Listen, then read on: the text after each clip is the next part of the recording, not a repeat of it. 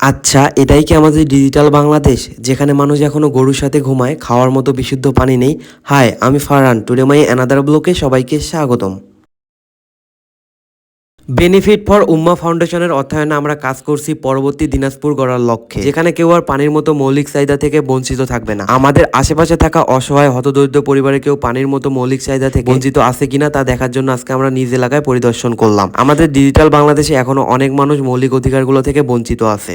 এখনো মানুষ মাটির ঘরে গরুর সাথে বসবাস করতেছে। এটাই কি আমাদের ডিজিটাল বাংলাদেশ? আমরা সবাই এগিয়ে আসলে ইনশাল্লাহ পুরো বাংলাদেশটাই পরিবর্তন করে দিতে পারি। হাতে ধরে হাত সবাই মিলে গড়ি সুখের সমাজ, সামাজিক কাজে এগিয়ে গেলে বদলাবে আজ। আজকে আমরা আমাদের পুরো এলাকাটা ঘুরে বেশ কিছু তথ্য কালেক্ট করেছি, কিন্তু একার পক্ষে সম্ভব না এতগুলো তথ্য কালেক্ট করা। চিরির বন্ধ থেকে যারা যারা ভিডিওটা দেখতেছেন তারা এই সামাজিক কাজে যুক্ত হইতে চাইলে অবশ্যই ইনবক্স করবেন।